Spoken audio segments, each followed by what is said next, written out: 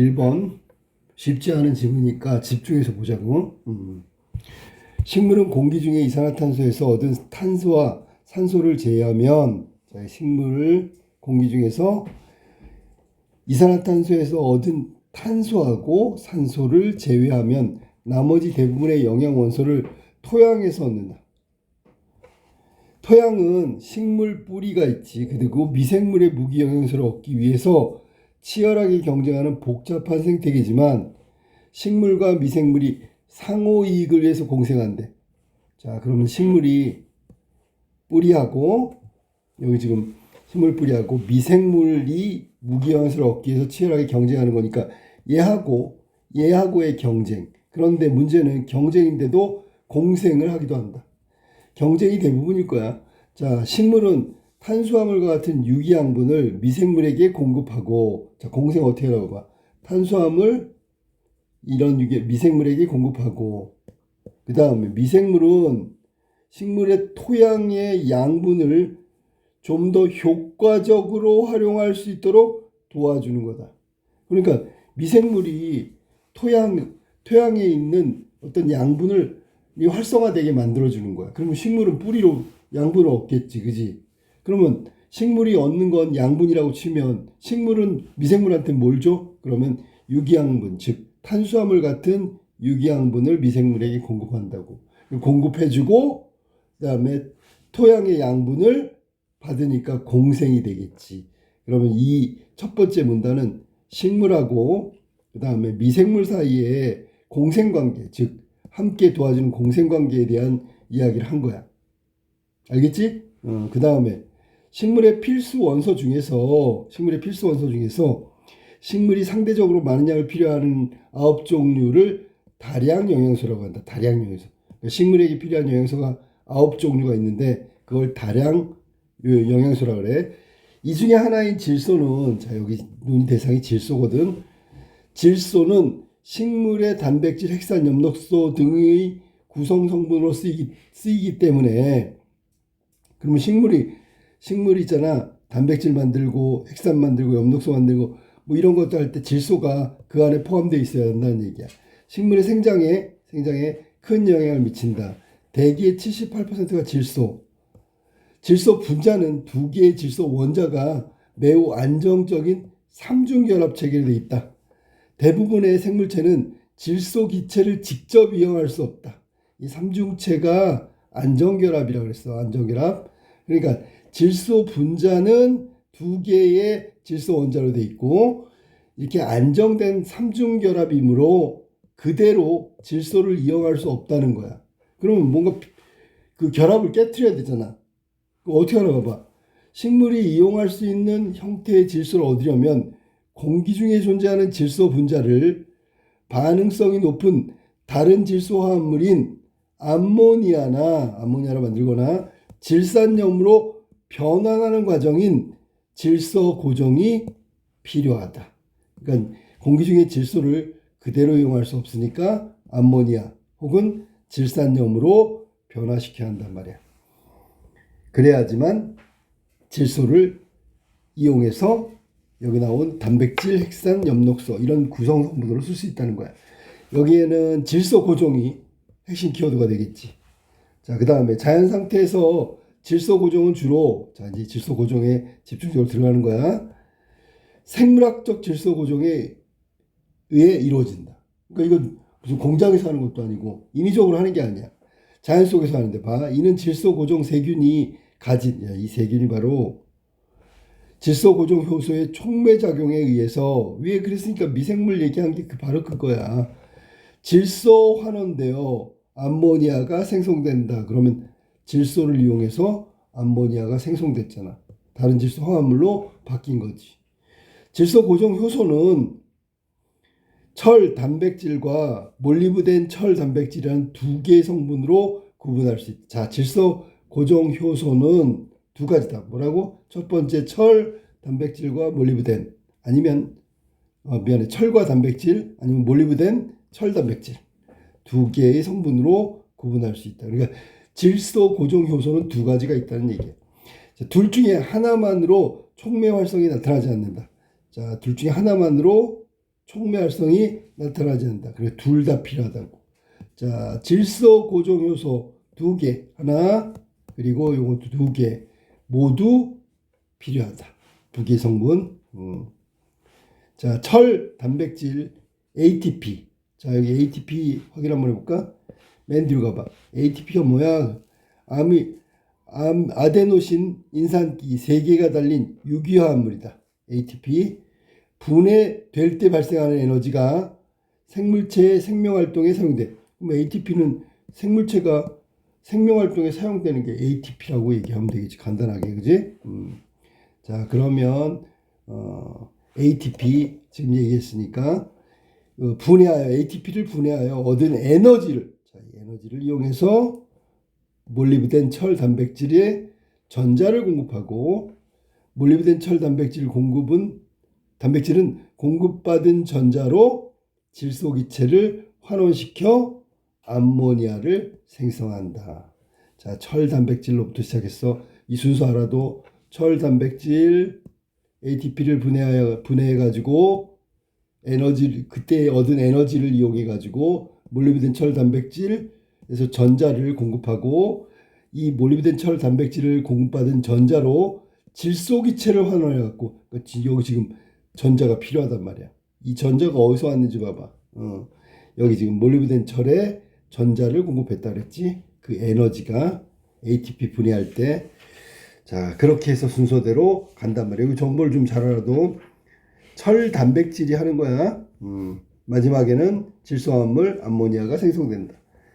철 단백질과 몰리브덴 철 단백질은 모두 효소라고 아까 했는데 모두 산소 분자에 의해 빠르게 비활성화되는데 철 단백질이 산소에 의해서 활성이 반으로 줄어드는데 걸리는 시간인 반감기는 30초에서 45초. 굉장히 빠르지, 그지? 철 단백질, 그 다음에 몰리브덴 철 단백질의 경우에는 10분이다. 요것만 알아두면 돼. 철 단백질이 훨씬 활성화되는데, 활성이 반으로 주는 반감기가 훨씬 짧다는 것만 알고 있습니다. 짧다는 거. 이게 철 단백질이다. 철 단백질은 30에서 45초. 그리고 몰리브덴 철 단백질은 10분이라고 그랬어. 이것만 기억해. 이러한 비활성화는 되돌릴 수 없기 때문에 이것도 중요하죠.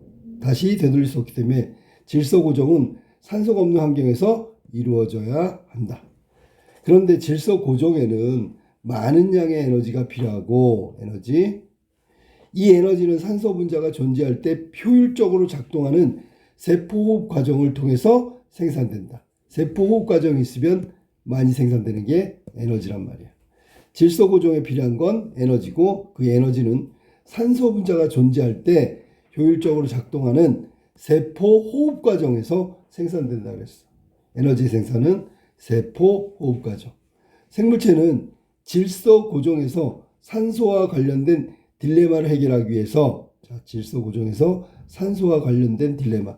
요거는 앞에서 얘기한 대로 한다면 뭐냐면 산소와 관련돼서 어디냐면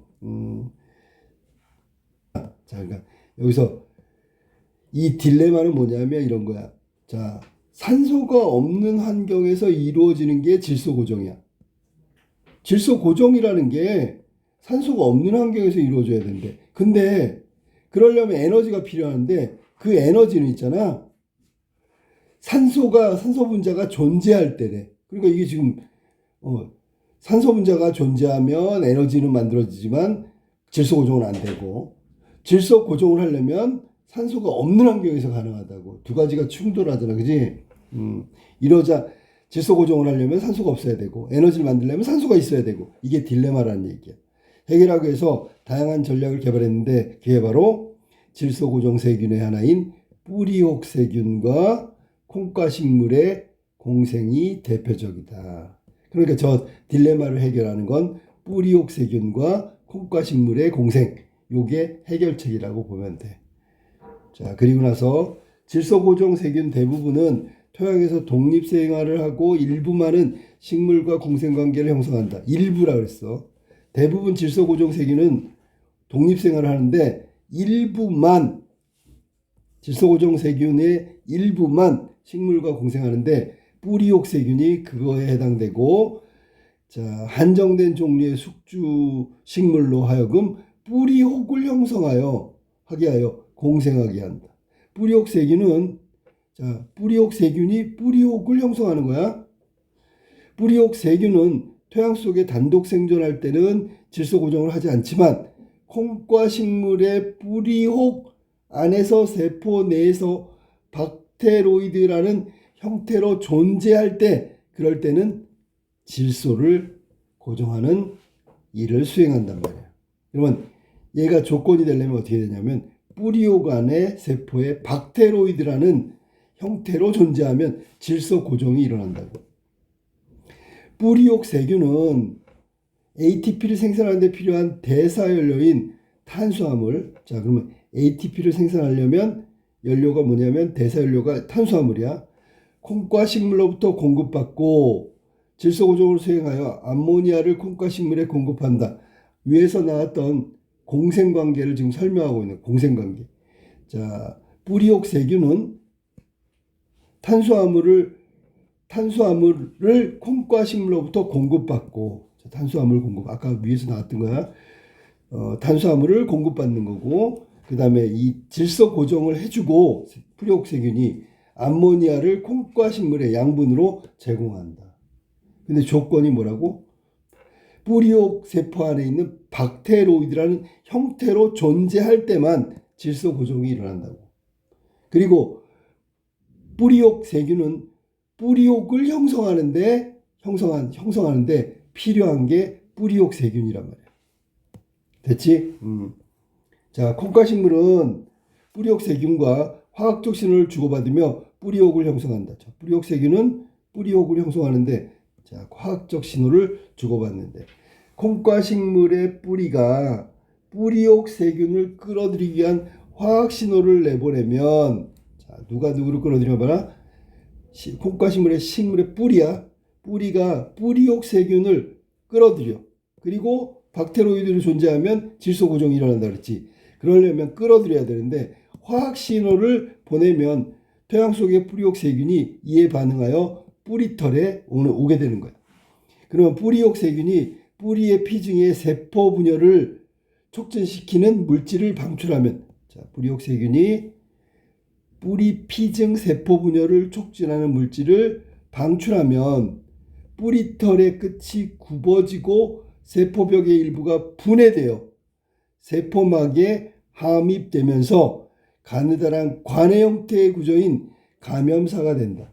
그러니까 이게 좀 뿌리옥 세균이 뿌리털에 딱 붙어서 여기에 촉진하는 물질을 방출하면 거기에 이제 들어가야 될 거 아니야.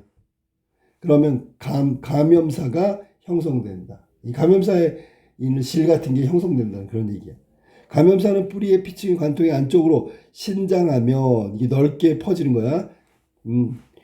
자, 이를 통해 세균이 식물 뿌리에 들어가지. 감염사에 있던 세균은 피층 세포의 세포질에 들어가서, 자, 세포질로 들어가서 질소 고정을 수행하는 박테로이드로 발달하고, 이래야지만 질소 고정이 일어난다 했지. 이게 이제 뿌리털을 통해서 뿌리털을 통해서 뿌리옥 세균이 식물 안으로 들어가야 되는 거야. 즉 세포질 안으로 들어가. 그럼 일단 1단계가 끝난 거야. 그러면 거기서 박테로이드가 돼가지고 이제부터 질소 고정할 거야. 세균에 감염된 피층 내초에 생장이 계속되어 하나로 합쳐져 뿌리혹을 형성한다. 우리가 뿌리가 있으면 이 덧대는 게 뿌리혹이 되겠지, 그치? 뿌리 형성이 형성돼. 그럼 뿌리혹은 식물로부터 양분을 공급받고, 자, 뿌리혹은 뿌리옥 세균이 결과적으로 마지막에 자라나는 거야. 그래서 식물로부터 양분을 공급받고 질소 화합물을 식물 전체로 보내기 위해서 뿌리 중심의 관다발 기둥으로 관다발 조직을 발달시킨다. 양분을 보내야 될 거 아니야. 그러려면 통로가 필요하지. 그러니까 양분을 공급받고 질소를 쫙 전체에 보내기 위해서는 이런 관다발 형태의 관다발 조직이 발달하게 된다. 성숙한 뿌리 혹은 뿌리 직경보다 몇 배 두껍게 생장해. 목화질, 나무처럼 딱딱해진 바깥층은 기체 출입을 막아 일단 질소 고정에 필요한 환경을 조성한다. 자, 공기 중에 질소 바로 직접 이용 못하는 안정된 삼중 결합이라고 얘기했잖아. 자, 그럼 콩가식물은 뿌리옥에서 산소 공급은 주로 레그 헤모글로빈이라는 부르는 산소 결합 단백질에 의해서 조절된다. 산소 공급은 이거에 의해서 조절되고요. 레그 헤모글로빈은 숙주식물에 의해 합성되어 박테로이드로 감염된 숙주세포 안에 존재하고 호흡 중인 세균의 세포로 산소 수송을 도와주는 역할을 한다. 그럼 여기서 지금 얘가 하는 일이야. 레그 헤모글로빈은 산소 수송을 도와주는 거야. 그리고 질소가 전체를 퍼지게 하는 관다발 조직이 발달해 있어. 그리고 그것이 뿌리혹이 되는 거고, 이로 인해서 박테로이드의 산소 농도는 질소 고정에 필요한 ATP와 환원력을 제공하기 위한 호흡을 하기에 충분하면서도 과량의 아주 많은 양의 산소로 인해서 질소 고정 효소가 비활성되지 않는 수준을 유지한다. 그래서 이 박테로이드 산소 농도는 ATP와 환원력을 제공하기 위해서 호흡을 하기에 충분하면서도 과량의 산소로 인해서 호흡은 충분히 해 질소 고정 효소가 비활성되지 않는, 그러니까 활성되는 수준을 유지한다. 이렇게 되어 있는 거야. 이 글이 있잖아. 되게 정보가 많아서 어려운 것처럼 하는데 이게 정리가 되면 그렇지 않단 말이야. 자, 그러면 이 글은 어떤 거냐면 뿌리옥 세균이 콩과 식물과 공생하는 관계, 그리고 공생하면서 하는 역할은 질소 고정 역할을 하는데 질소 고정의 조건들을 지금 이야기하고 있는 거예요. 자, 위클에 대한 설명으로 가장 적절한 거 1번부터 볼게. 1번 생물학적 질소 고정이 다른 질소 고정에 비해서 지니는 장점을 소개하고 있다. 여기는 콩과 식물과 그 다음에 뿌리옥세균의 공생관계를 얘기한다 그랬잖아. 그러니까 생물학적 질소 고정, 여기서는 뿌리옥세균이 콩과 식물과 공생하는 거, 요 한 가지 얘기를 했지 다른 질소 고정에 대해서는 얘기하지 않고 있어. 알겠어? 무슨 말이지? 그러니까 이런 내용은 없고요. 그리고 그러니까 한 가지 내용만 있는데 장점을 소개하는 건 아니지. 장점이라는 건 원래 비교하고 더 좋은 점이니까 요거는 틀렸다고 봐야 되겠지. 2번으로 가볼까? 생물학적 질소 고정에 필요한 조건을 지금 얘기했잖아. 뿌리옥 세균이 어떻게 그 세포질 안에서 그 박테로이드가 되는지를, 박테로이드가 돼야지만 질소 고정이 일어나니까 그 조건을 설명하는 거야. 구체적 사례는 지금 콩과 식물하고 뿌리옥 세균에 대해서 공생관계의 사례를 제시하고 있으니까 정답은 2번이죠. 그 다음 3번. 식물 생장에 필수적인 원소의 종류를 제시하고, 원소의 종류? 9가지라고 분명히 나왔지, 그지? 9종류, 9종류. 각각은 아니잖아. 필요한 이유를 설명한 건 아니지. 이렇게 되면 그 필수적인 원소의 종류를 나열하고 난 다음에 또 이유를 썼으니까 분석이 돼야 되는데 여기는 그냥 예로 들고 말았단 말이야. 그 다음 4번. 뿌리옥이 발달하는 과정을 시간 순서에 따라 제시하고, 뭐 이거는 과정과 절차니까 시간이라고 할 수 있어. 순서대로니까. 시기별 질소 고정의 효율성은 언급하고 있지 않다. 시기별은 아니야. 쭉 해서 마지막에 그 박테로이드까지 가는 거, 그냥 뿌리옥에서 그 관다발 조직이 만들어지고 식물 전체에 질소가 퍼지는 거, 뭐 이런 거, 그다음에 산소의 어떤 공급에 대해서 이야기하고 있는 거야. 질소 고정을 유지할 수 있도록 비활성화시키지 않는 뭐 이런 부분, 그런 부분에 대한 이야기를 하고 있는 거야. 5번. 식물과의 공생 여부에 따라 질소 고정 세균을 분류하고, 이렇게 세세하게 가지 않았는데, 단독으로 생활하는 거하고 공생하는 거 두 가지 먼저 얘기한 다음에 그냥 그게 질소 고정 효소에 대해서 공생 여부하고 단독하고 이렇게 나눈 다음에 그 다음에 마지막에 여기 지금 각각이라고 하면 안 되지. 공생에 관련돼서 얘기했기 때문에 각각이 아니다. 알았지?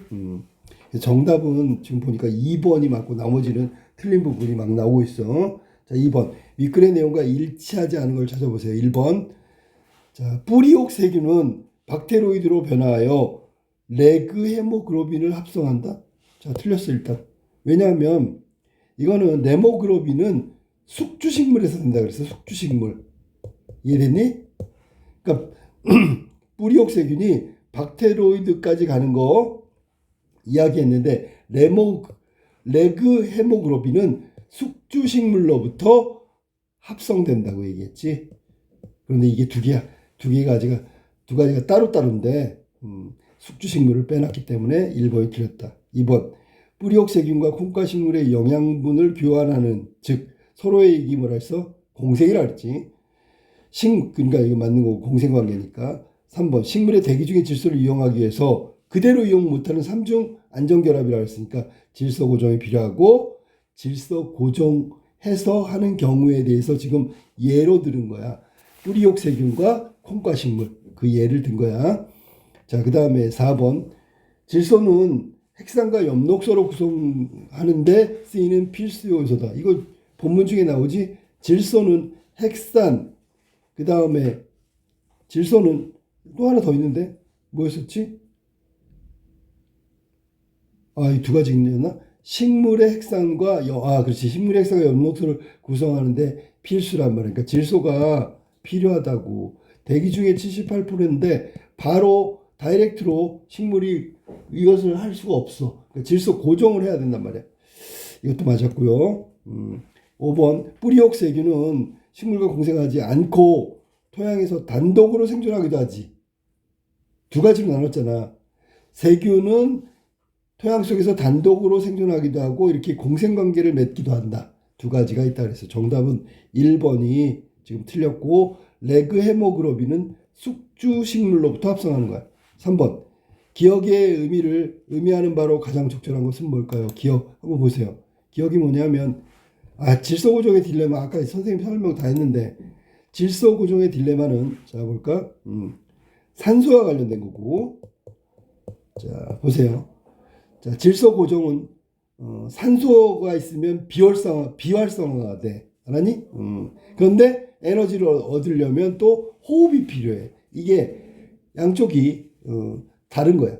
그러면 여기서 지금 가장 바른 거 찾아보세요.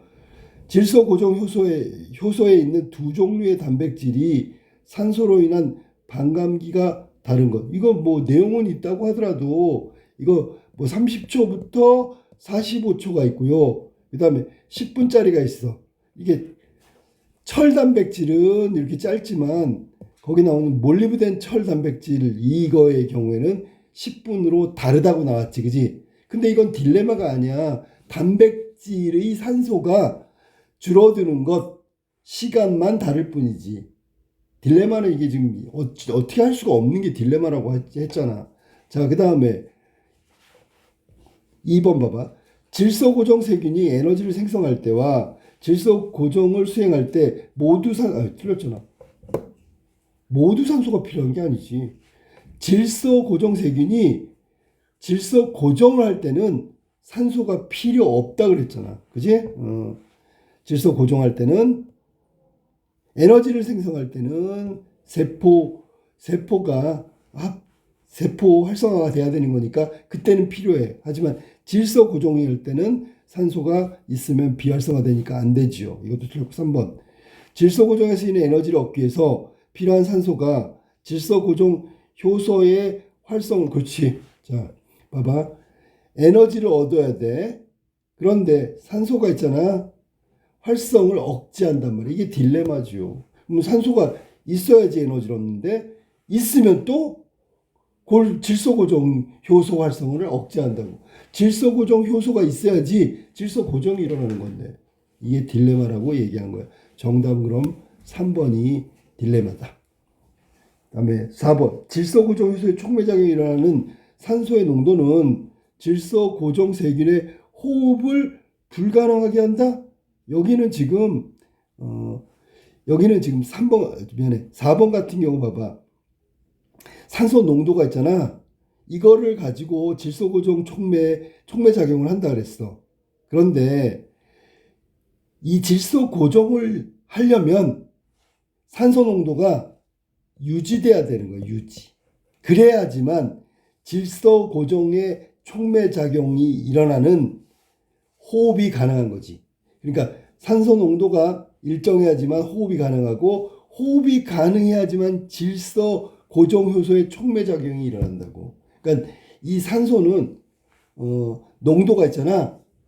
질소 고정 그 상태까지만 있어야 유지돼야 된다는 거야. 그래야지 비활성화되지 않게 만들어서 활성화시키는 거야. 질소 고정이 일어나는 거야. 그러니까 이거 틀렸죠. 그래서 호흡이 가능하다 맞는 거고, 그 다음에 질소 고정 세균이 호흡을 통해서 얻는 에너지가 산소 때문에 비활성화된 질소 고정 효소를 되돌리면 안 되지. 이게 있어야지만 활성화가 되는 거니까. 알았니? 자, 그래서 산소로 인해서 질소 고정 효소의 비활성화는 되돌릴 수는 없다. 이미 그 상태가 되면 활성화된다. 그런 뜻이야. 자, 그래서 정답은 3번 딜레마에 대한 얘기. 산소가 필요한데 산소가 있으면 억제되는 게 딜레마다. 자, 그 다음에 4번으로 갈까? 윗글에 A하고 보기의 B를 비교한 내용이다. A 한번 보세요. 자, A가 뭐냐면, 자, A 보세요. 찾았어? 뿌리옥세균.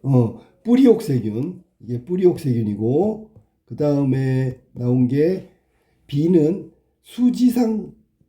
수지상균군. 뭐야? 수지상이라 그랬지, 그지? 균이야. 수지상균근. 자, 그럼 얘가 어떤 역할을 하는지 봐봐. 아까 그 A가 지금 그 뿌리옥세균이라고 그랬잖아. 뿌리옥세균은 홍과식물하고 공생한다 그랬지. 이 공생관계를 잘 생각하고, 얘는 지금 어떻게 하나 볼까? 자, 식물의 뿌리와 곰팡이가 공생관계야. 뿌리하고 곰팡이. 연합체 균근이다. 수지상균근이네. 그럼 곰팡이는 식물 뿌리의 생장과 분할을 촉진시키는 생장인자. 곰팡이는 생장인자. 영양소를 흡수하기 위한 표면적으로 확대하기 위해서 균사를 토양으로 뻗는다. 아까 나왔던 거랑 비슷해. 관다발 뭐 이런 거. 그 다음에 곰팡이는 자신이 흡수한 물과 무기질을 식물에 공급하는 대신 식물에게서 당을 공급받는다. 역시 공생관계네. 그지? 공생관계 지금 얘기한 거야. 자, 그럼 균 중에서 수지상균근은 식물의 뿌리 표면을 따라 자라나서 뿌리 표면, 균사를 식물의 표피세포 사이로 뻗어 뿌리의 피층으로 들어간다. 피층으로 들어간다 해서 표피세포 사이. 균사는 피층 세포의 세포질 안으로 들어가지 않고, 이거 좀 다르지, 그지? 뿌리 세포의 막이 함입되어 있는 형성된 관 안으로 자라서 작은 가지 모양의 수지상체를 이루는데, 자, 그럼 여기 지금 앞에 뿌리옥세균하고 다른 점이야. 그 다음에 이들은 곰팡이와 식물 사이에 양분을 전달하는 일어나는 중요한 부위다. 이게 수지상체. 수지상균근은 곰팡이는 숙주 특이성이 거의 없어 한 가지 곰팡이가 여러 식물과 균근 연합체 연결망을 형성하기도 한다. 그러면 이것도 차이점이지, 그지? 한 가지가 아니라 여러 가지라고 얘기했잖아. 이해됐냐? 뿌리옥세균은 콩과식물, 얘는 수지상세균은 여러 식물. 그 다음에 뿌리옥세균은 아까도 얘기했지만 그 안에 세포질까지 들어가는데, 얘는 그냥 피층 세포의 세포질 안으로 들어가지 않는다 그랬잖아. 다르지, 그지? 자, 그러면 이 두 가지는 공통점과 차이점이 있단 말이야. 비교한 내용으로 적절하지 않은 걸 찾아보세요. 1번부터 볼까? 자, A는 뿌리옥세균은 뿌리 피층의 세포분을 촉진하는 물질을, B는 식물 뿌리 생장을 촉진하는, 이걸 일단 맞았지, 그지? 지금 금방 읽었잖아. 생장에 관련된다고 얘기했잖아, 그지? 그런데 뿌리옥세균은 세포 분열을 촉진시키는 물질을 방출한다 그래서 방출. 정확하게 방출이라는 단어가 떠올라야 돼. 자, 그럼 1번은 두 가지의 차이점 비슷하면서 역할은 비슷한데 물질이 다르다는 거야. 자, 그 다음에 두 번째 2번. A는 뿌리와 양분 교환을 위해서 통로인 박테로이드를 발달시키고, 일단 박테로이드가 있어야지만 질소 고정이 되니까. B는 양분 교환을 효율적으로 높이기 위해서 수지 상체를 형성한다.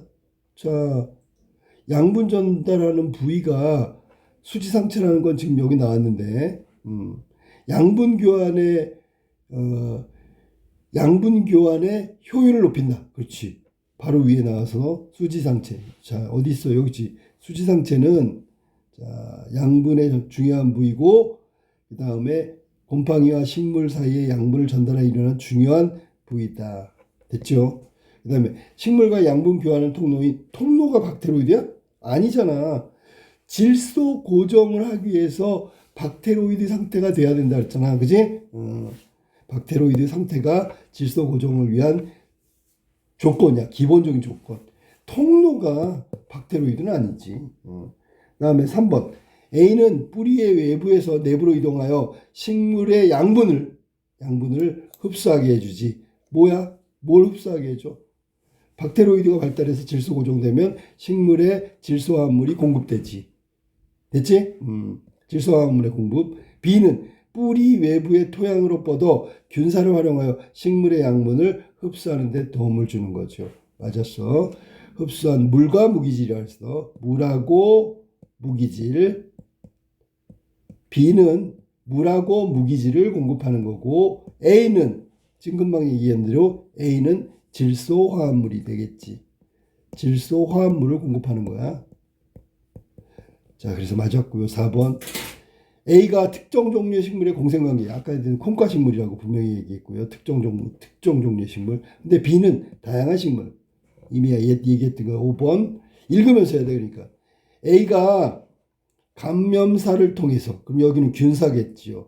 이름이 좀 다르지만, 자, A는 감염사를 통해서 식물 뿌리에 피층세포의 세포질로 들어가서 박테로이드로 발달한다 그랬고, 보기에 수지상균균은 균사 상태에서 피층세포의 세포질 안으로 들어가지 않고라고 그랬어. 뿌리세포에 막이 함입돼 있어. 그 안에 포함되어 해가지고 형성된 관 안으로 자란다. 관 안에서 자란다. 들어가지 않는다. 차이점이라고 얘기했죠. 이것도 맞았죠. 그래서 정답은 2번이고, 결정적으로 박테로이드는 질소 고정의 조건이라고 얘기했지 통로가 아니다. 정답은 그래서 2번이 정답이야. 알겠지?